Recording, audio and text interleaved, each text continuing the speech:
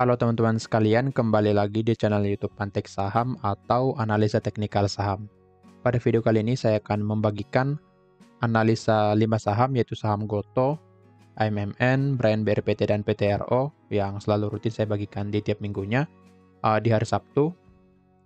Dan untuk analisa ini mulai berlaku di tanggal 22 sampai 26 April 2024. Jadi analisa ini merupakan updatean dari analisa sebelumnya. Sebelum masuk ke analisanya, saya ingin menginfokan kalau Antek Saham memiliki channel Telegram gratis. Di sana, saya membagikan analisa saham menarik setiap harinya. Kemudian ada juga menu scalping, menu sore, dan juga list saham big akumulasi setiap harinya. Jadi jangan lupa join ke Telegram Antek Saham secara gratis. Antek Saham juga memiliki membership yang premium atau yang berbayar. Tentunya member premium akan mendapatkan benefit yang lebih banyak dari member yang gratis, seperti mendapatkan saham-saham menarik setiap harinya, kemudian ada juga belajar analisa teknikal saham, dan tentunya akan menjadi prioritas, lalu bisa konsultasi portofolio kapan saja. Jadi jika berminat, boleh nanti menghubungi saya melalui link yang ada di deskripsi. Karena untuk sekarang, biaya untuk join Antek Saham Premium lagi ada diskon, jadi boleh teman-teman manfaatkan supaya kita bisa cuan bareng di sana.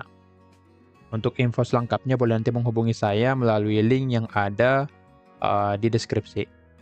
Saya juga ingin menginfokan kalau nanti dan juga di besok di hari Minggu saya akan mengupload beberapa video. Untuk di nanti sore ada saham cuan TPIA, Antam dan ASI. Kemudian untuk besok ada saham-saham yang menarik yang bisa teman-teman pantau selama 1 minggu ke depan. Jadi jangan lupa subscribe channel YouTube Antek Saham ini supaya teman-teman tidak ketinggalan video atau analisa terbaru dari Antek Saham. Oke, langsung saja ke analisanya. Kita mulai dari saham Goto ya di sini. Untuk Goto, boleh kita lihat ternyata harga breakdown area demand di 63 sampai 67. Boleh kita lihat trading plan kita terkena stop loss di breakdown di sini. Jadi memang kita loss sekitar 6%-an. Jadi gak apa-apa. Yang penting kita cut loss di 62 supaya kita tidak keseret ya sampai ke 59. Jika kita hold sampai ke 59 maka kita loss sekitar 10%. Nah, maka dari itu pentingnya memakai stop loss dalam trading di saham maupun market yang lainnya. Untuk view Goto selama 1 minggu ke depan akan lebih cenderung bergerak turun ya, karena memang sudah breakdown area demand, jadi akan cenderung bergerak turun ke area demand selanjutnya di area 55 sampai 58 di sini. Jadi memang kurang bagus pada saham Goto ini. Dia melanjutkan penurunannya dan di sini sebenarnya boleh kita gambarkan sebuah support trend line ya pada saat di sini. Nah, boleh kita lihat support trend line di breakdown, begitu juga dengan area demand-nya. Ini menjadi konfirmasi pada saham Goto untuk bergerak turun sampai ke 55 dan juga 58. Jadi Goto sangat potensi ya selama 1 minggu ke depan akan turun ke sini. Ini juga dibarengi dengan news dari rupiah yang semakin melemah ya. Jadi ada imbasnya ke sektor teknologi, terutama ke sektor finance. Jadi memang sektor teknologi selama rupiah melemah maka akan lebih cenderung untuk bergerak turun. Jadi boleh dipantau saja jika ada sektor teknologi dan finance di portofolio teman-teman. Nah, untuk Goto sendiri akan cenderung bergerak turun ke area 55 dan juga 58. Jika area ini di breakdown lagi maka tentunya akan ke gocap ya ke 50. Nah, di sini. Jadi wajib pantau. Tetapi menurut saya akan lebih cenderung nanti akan rebound dulu setelah mencapai 55 dan juga 58. Boleh kita lihat ini sudah wave yang kelima ya. Kita buat dari sini.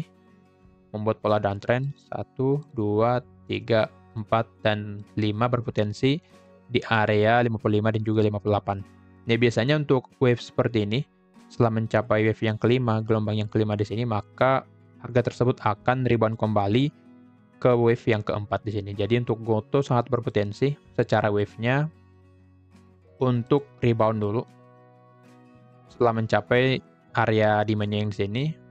Jadi nanti setelah mencapai area demand berpotensi untuk rebound kembali. Nah, maka dari itu wajib pantau. Saya ubah dulu di sini. 55 sampai 58 yang bisa menjadi area krusial untuk Gotoh. Jika di breakdown maka akan melanjutkan turunnya, tetapi jika belum maka Gotoh berpotensi naik ke 66. Jika kita cek secara broker summary ya. Oke, terlihat di hari Jumat ada buangan ya, ada normal distribusi dari CC, ZP, NI dan BK, dan yang beli ada AN, CP, PD, dan YP. Kalau kita lihat dari analisis sebelumnya, yang menjadi bandar pada Gotoh ini adalah BK ya. Jika kita cek secara mingguan, nah terlihat di sini kalau BK jualannya. Jadi wajar saja kalau Gotoh bergerak turun selama 1 minggu terakhir ini karena BK-nya jualan sekitar 72 miliar. Jadi dari sini saja sudah kelihatan kalau Gotoh akan bergerak turun. Jadi BK sudah mulai keluar dan juga saya warning di analisa sebelumnya jika BK-nya jualan maka saham Gotoh ini akan cenderung bergerak turun. Jadi memang ada jualan dari BK yang selama ini beli di sini dan akhirnya jualan dan harga mulai bergerak turun. Jadi wajib pantau saja. Jika di minggu depan boleh ada akumulasi lagi maka Gotoh berpotensi naik dan selama bisa bertahan di atas area demand 55 dan sampai 58. Akan tetapi sampai hari Jumat kemarin di tanggal 19 masih distribusi jadi masih akan cenderung bergerak turun ke area demand-nya. Jadi kita wajib pantau saja area ini. Area 55 sampai 58 jika di breakdown maka akan lanjut turun ke 50, tetapi jika tidak dan menandakan rejection maka Gotoh akan mulai rebound kembali ke 66 bahkan bisa sampai ke sini ke area 74. Kan tetapi mungkin butuh sampai 1 bulan ya bisa sampai ke 74 karena pergerakannya kemungkinan membuat pola uptrend dulu seperti ini. Membuat harga high, harga low, harga high, harga low. Jadi mungkin memakan waktu pada saham Gotoh. Nah, bisa saja nanti setelah mencapai area demand harga langsung bergerak naik seperti ini ya, membuat volume yang cukup besar. Jadi jika ada seperti ini candle hijau yang cukup besar maka menjadi potensi kalau Gotoh akan mulai bergerak naik. Jadi boleh pantau saja area demand. Jika di breakdown maka harga akan melanjutkan turunnya, tetapi jika belum maka Gotoh akan bergerak naik ke 66 sampai ke 74. Nah, di sini boleh kita bagikan trading plan-nya, tetapi kita buy di area demand di 56, stop loss di 53, lalu take profit kita buat di sini saja. Take profit 1 di 63, lalu take profit kedua di 66. Jadi kita buy on demand ya. Tetap diketahui ini high risk ya, karena kita buy di area demand yang dimana belum ada konfirmasi. Jadi teman-teman wajib tunggu dulu konfirmasi pada saham Gotoh ini. Kita buy 56, TP1 di 63, lalu TP kedua di 66, lalu SL di 53. Jadi wajib pantau jika ada konfirmasi baru boleh masuk pada saham Gotoh, tetapi jika belum maka jangan masuk dulu pada saham Gotoh ini. Secara risk reward ratio sangat menarik. Jika mencapai target pertama maka potensi profit 12% dan potensi loss 5%. Tetapi jika mencapai target kedua potensi profit kita sekitar 17%. Nah, maka dari itu wajib pantau saham Gotoh ini terutama pada volume dan konfirmasinya nantinya. Oke, lanjut ke saham yang kedua ada Aman Mineral Indonesia atau AMMN. Boleh kita lihat di sini untuk Aman masih di area ini ya, di area resisten, masih di bawah dari area 9.000 belum mampu di breakout. Lalu area trading plan kita belum dijemput ya di sini. Jadi untuk Aman masih cenderung sideways di area di bawah 9.000. Jadi untuk Aman masih akan cenderung bergerak sideways view saya selama 1 minggu ke depan. Karena di sini sudah mulai menandakan rejection di area resistennya, maka Aman akan turun dulu ke area demand 8.500 sampai 8650. Jadi karena sudah menandakan rejection di hari Jumat kemarin, maka Aman potensi turun dulu ke area demand-nya. Untuk pergerakan next selanjutnya masih sama seperti analisa sebelumnya, tunggu harga breakout dulu, resisten di 9.000. Jika bisa di breakout, maka aman akan lanjut naik ke 9.200 sampai 9425. Sekarang kita cek dulu bagaimana volume pada saham aman ini.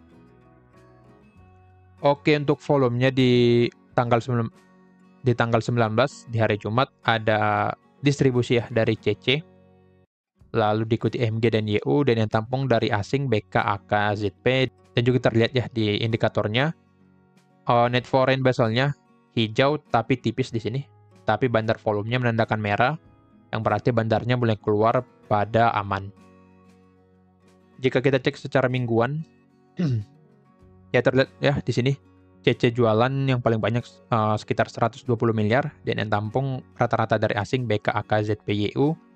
Jadi memang CC jualan selama harga bergerak naik atau rebound setelah mencapai area demand-nya. Menurut saya selama CC-nya jualan, maka aman masih akan terjaga di bawah dari 9.000.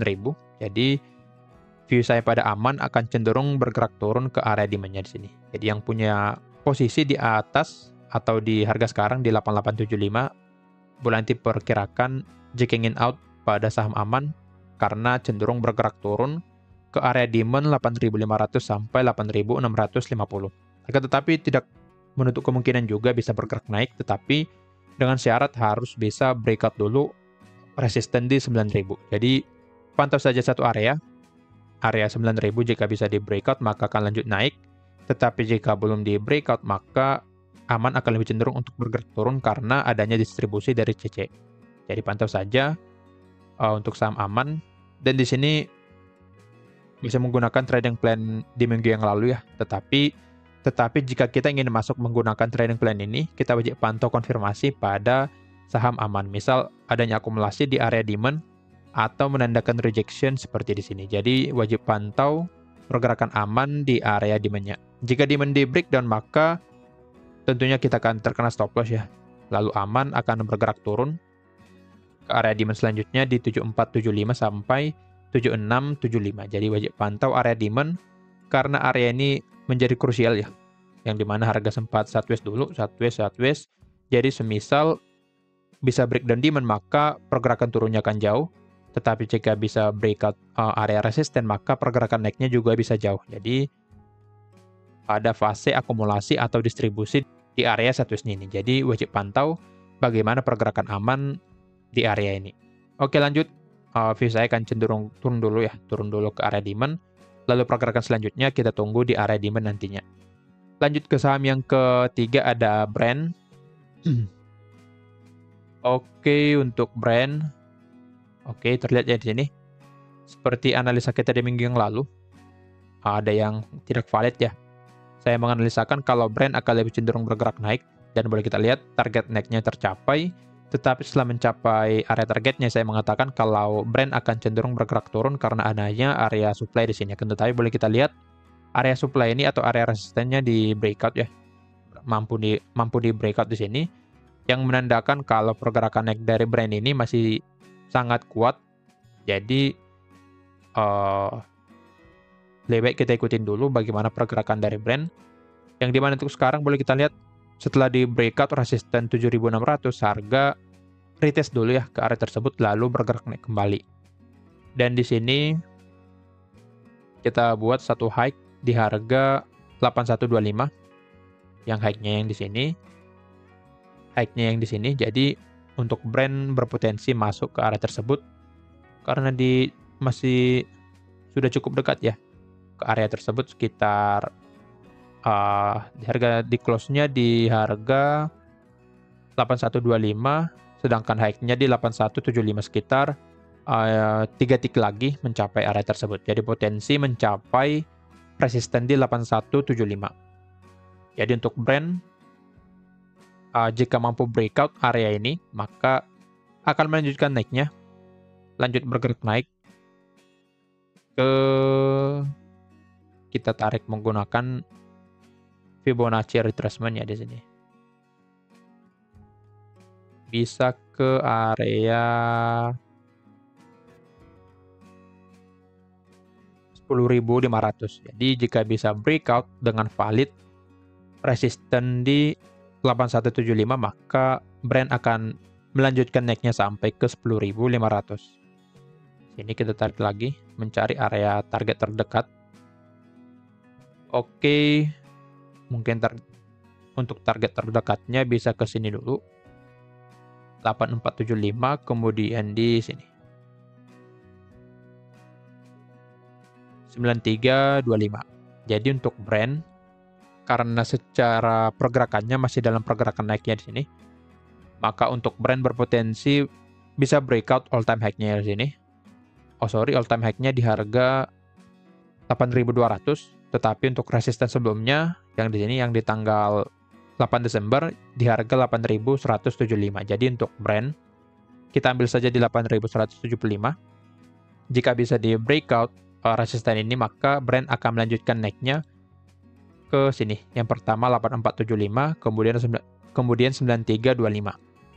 Jika kita cek secara broker summary ya, karena pergerakan brand ini cukup atau sangat bagus ya. Oke, terlihat. Oke, kita ambil dulu tanggal 19. Nah, di sini terlihat ya, kalau BK beli cukup banyak, 600 miliar. Lalu yang jualan ada dari AK, ZP, CC, dan RX. Dan yang beli selanjutnya ada YU, CP, YB, YJ yang porsinya cukup kecil. Dan yang paling banyak beli ada dari BK sekitar 600 miliar. Jadi memang BK akum cukup banyak ya pada saham brand ini. Jika kita cek secara mingguan dari tanggal 5, nah terlihat kalau akum dari BK sangat banyak, sekitar 1,1 triliun. Jadi cukup banyak, lalu diikuti dengan AK, TP, RX, dan yang jual ada dari ZP, YU, DP, dan YP. Jadi untuk brand ini ada akumulasi yang cukup besar dari BK yang menjadi pendorong brand ini bergerak naik dan akan sangat berpotensi untuk melanjutkan naiknya. Akan tetapi secara teknikal kita lihat lagi ada satu resisten di 8175. Nah, untuk bergerak naik maka harus bisa breakout dulu resisten ini pada saham brand. Dan menurut saya bisa di breakout ya, karena melihat dari broker summary-nya yang sangat akum cukup bagus dari BK yang akum sekitar 1,1 triliun secara mingguannya, jadi sangat berpotensi untuk di breakout untuk resisten di 8175. Jadi wajib pantau ya. Dan untuk sekarang, karena pergerakannya di sini boleh kita lihat break and retest ya. Di break lalu retest ke 7600. Berarti area 7600 ini bisa kita buatkan sebuah area demand yang menjadi area koreksi pada saham brand. Di sini saya buatkan sebuah area demand yang dimana semisal nanti brand bergerak turun, maka area ini bisa menjadi area yang cukup kuat untuk bisa entry pada saham brand. Saya buat dulu harganya 7550, sorry. Lalu 7900. Nah, boleh kita lihat sempat sideways dulu ya jika kita cek di time frame 1 jam, mungkin 1 jam. Nah, di sini boleh kita lihat sempat sideways dulu ya. Sempat sideways, lalu bergerak naik, dan ternyata di closingnya harga gap up ya, gap up sekitar 4%, jadi sangat besar volumenya di closing di hari Jumat kemarin. Jadi memang pembelian cukup banyak pada brand terlihat ya, dari broker summary seperti yang tadi. Dengan ini brand berpotensi untuk melanjutkan naiknya. Jadi view saya akan lebih cenderung bergerak naik pada saham brand selama 1 minggu ke depan. Dan di sini boleh kita bagikan trading plan. Tetapi kita buy di area demand dulu, antri, lalu stop loss di bawah dari demand. Untuk targetnya di 8475 ya. Jadi boleh kita lihat untuk jika mencapai target pertama maka risk reward ratio 1:1, potensi profit dan potensi loss sekitar 6,94%. Sorry.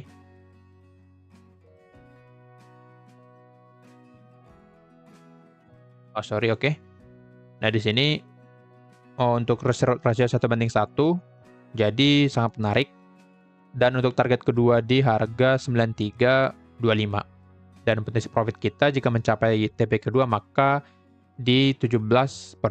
Jadi sangat menarik risk reward ratio pada saham brand, dan juga secara konfirmasi sangat menarik, bisa breakout resisten sebelumnya lalu adanya akumulasi yang cukup besar pada saham brand ini. Jadi, wajib pantau untuk brand yang sangat menarik selama 1 minggu ke depan. Buy di 7925, TP1 di 8475, TP2 di 9325, SL di 7375. Tetapi tetap perhatikan ya, apabila demand yang ini di breakdown, kita wajib cut loss juga pada saham brand. Jika demand-nya di breakdown, maka kita cut loss di 7375. Tetapi secara alasan-alasan yang tadi, maka untuk brand ini sangat berpotensi atau akan lebih cenderung untuk bergerak naik. Lanjut ke saham yang keempat, ada BRPT ya. BRPT yang agak lain dari saham Pak PP yang lainnya. Boleh kita cek. BRPT turun ya di sini, turun. Dan trading plan kita sudah hit target di 1045.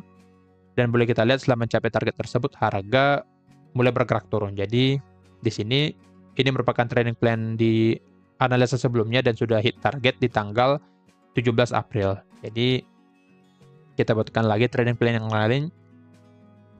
Jadi kita hapus saja di sini. Untuk BRPT sudah masuk lagi ke area demand-nya. Area demand yang cukup kuat di 940 sampai 960. Dan boleh kita lihat sudah menandakan rejection ya sebenarnya di sini. Sudah menandakan wick di candle closing-nya di hari Jumat. Dan sekarang langsung kita cek aja broker summary pada BRPT, semoga saja bagus. Saya belum cek sebenarnya di sini. Oke ya, terlihatnya di sini ada distribusi. Oke, ini secara mingguan, tetap secara tanggal 19. Oke, masih terlihat distribusi dari YU, SQ, dan NI. Dan yang beli ada ZP, AK, PC, PDXL yang menjadi pembeli di hari Jumat kemarin. Dan jika kita cek dari indikatornya, terlihatnya memang bandarnya keluar mulai dari tanggal 17, begitu juga dengan asing keluar mulai dari tanggal 17 juga, tetapi mampu hijau di tanggal 19. Tetapi secara overall pada BRPT ini dan juga secara mingguannya masih ada distribusi dari asing ya. Jadi memang kurang menarik secara broker summary pada BRPT, akan tetap secara teknikal cukup menarik karena area demand-nya mampu menahan pergerakan turun dari BRPT ini. Dan boleh kita lihat di area demand sudah menandakan rejection kembali, maka itu untuk BRPT ada potensi ya untuk bergerak naik lagi. Tetapi jika kita lihat historisnya, harga cenderung sideways dulu. Bisa sideways dulu di area demand-nya di sini. Jadi untuk BRPT potensi ya seperti historisnya bisa sideways dulu, lalu bergerak naik kembali. Atau mungkin ada giliran ya, yang dimana sebelumnya TPI sudah rally, kemudian TPI ada koreksi. Mungkin teman-teman cek nanti di analisa nanti setelah video ini ya, akan saya bagikan juga TPI. Tapi jika kita lihat dari analisa sebelumnya, TPI sudah rally, kemudian brand juga sudah rally, tetapi untuk BRPT masih di sini-sini saja. Mungkin ada giliran setelah brand, maka BRPT ini akan dibawa naik kembali. Tapi itu hanya cocokologi saja ya, jadi tidak menjadi suatu yang baku. Tetapi kita tetap perhatikan bagaimana konfirmasinya di market. Dan di sini secara teknikal balik lagi di area demand. Jadi jika ingin masuk pada BRPT, tunggu ada konfirmasi dari candle bullish di area demand tersebut atau di area demand ini. Jika ada rejection, maka BRPT akan naik lagi ke resistance 995, kemudian di 1045. Tetapi jika demand ini di breakdown, maka akan lanjut ke demand selanjutnya di sini, di 870 sampai 905. Akan tetapi secara broker summary yang tadi, maka untuk BRPT ini akan lebih cenderung untuk bergerak turun dan bisa tembus area demand ini. Akan tetapi kita tidak tahu nanti di hari Senin atau di hari Selasa mulai ada akumulasi lagi. Jika ada akumulasi menjadi sesuatu yang bagus juga pada BRPT. Jika ada akumulasi, maka BRPT berpotensi rebound kembali atau naik setelah mencapai area demand ini. Jadi kita cek lagi secara berkala jika ingin masuk pada BRPT. Kita cek secara berkala bagaimana broker summary pada BRPT ini. Jika ada akumulasi, maka kita boleh masuk. Tetapi jika belum dan breakdown area demand, maka kita wajib keluar dari BRPT. Oke, jadi view saya seperti itu saja. Pantau saja area demand, jika di breakdown maka harga akan lanjut bergerak turun, tapi jika tidak, harga akan bergerak naik. Tetapi secara broker summary yang tadi, BRPT akan lebih cenderung untuk bergerak turun. Lanjut ke saham yang terakhir, ada Petro ya. Oke, untuk Petro, seperti analisa kita di minggu yang lalu, harga nurutnya di sini. Setelah mencapai resisten, harga bergerak turun ya. Dan tidak mampu di breakout resisten di 4730. Jadi memang karena masih dalam pergerakan turun, maka naiknya hanya untuk retest, lalu akan lebih cenderung bergerak turun lagi ke area demand-nya. Dan di hari Jumat kemarin, closing di 4470 dan belum mencapai area demand-nya. Jadi untuk Petro, masih akan berpotensi turun lagi ke area demand ya. Masih berpotensi turun kembali ke area demand. Untuk demand-nya kita ganti di sini.